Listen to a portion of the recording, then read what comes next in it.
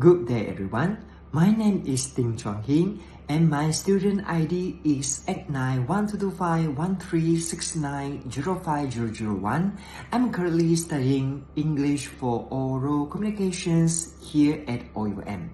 Today I'm going to talk about the one very important life skill that play a big role in many jobs, especially in teachers' young students.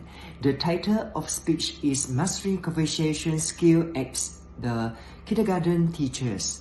The purpose of my speech today is to describe how important it is for kindergarten teachers to have strong conversation skill and how it helps them connect with their students. Let me start by asking you something simple. Have you ever taught to a group of 5 years old? If yes, that you know it's not always easy. They can talk non-stop. Sometimes they ask strangers questions. Sometimes they not even answer your questions. That might seem cry or just run off. This is why conversation skill is more than just knowing how to talk. It's about knowing how to talk to different people, especially young children. As a kindergarten teachers, we are often the first adults outside the family that children talk to every day. We teach them how to speak clearly, how to listen, and how to express themselves. So, if we are not good at conversations, how can we expect our students to learn good communications? That is why mastering this life skill is a must for all children, all kindergarten teachers, and it also helps in daily life with friends, family, and even strangers. Now, let's look at what conversation skill actually mean in a kindergarten setting. It is not about using a big word or sounding smart. It's about speaking clearly, use simple language, and having a warm tone. For example, instead for saying please proceed to the toilet, we might just say let's go to the toilet, okay? Children need language that is easy to understand, so we must keep it short and sweet. Secondly, good conversations is also mean be a good listener. Children love to tell stories, even if they don't always make sense.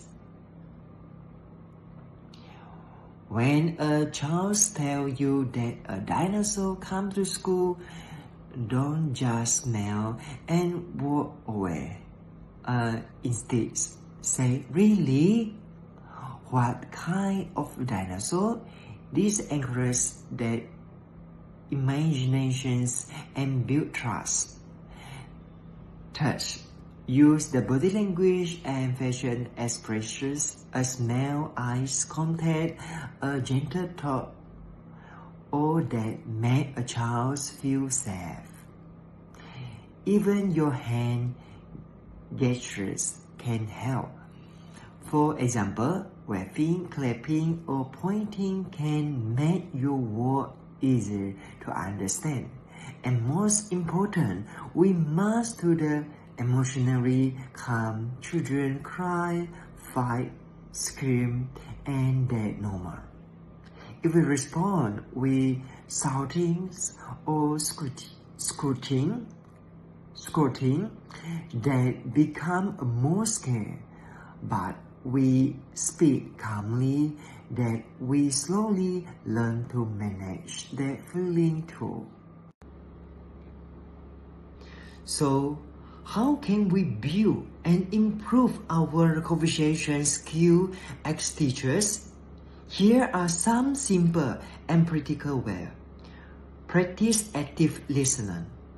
This means giving your full attention to the child's and noting and asking small follow-up questions like, oh really?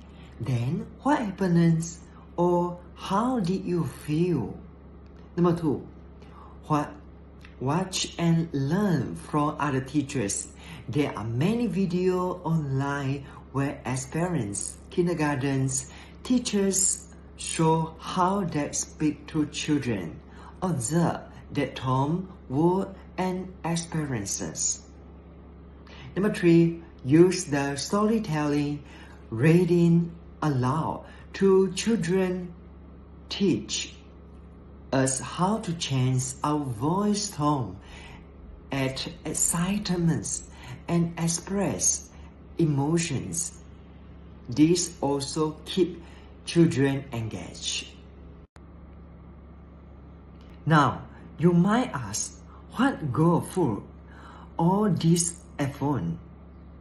Let me share with you some real benefit of measuring conversations as a kindergarten teachers. Children learn better when you speak clearly and kindly. They understand instructions better. They also feel safer and more excited to learn. Better classroom management. A teachers who know how to speak calmly and confidently can hold difficult situations better, like fight, tempers, or classroom noisy. Stronger connections with students. When children feel heard and understood, then trust you more. This builds a positive classroom environment. In conclusion, measuring conversation skill is a powerful life skill for every kindergarten teachers. It's not just about talking, it is about the connections, building and building a happy learning space. Children may forget what we say, but they will always remember how we make them feel. So, let us choose our word wisely, speak with love, and listen with patience. Thank you very much for listening. I hope this speech has helped you understand what good communications is not just a soft skill. It is a life skill that changes life, one small child at a time.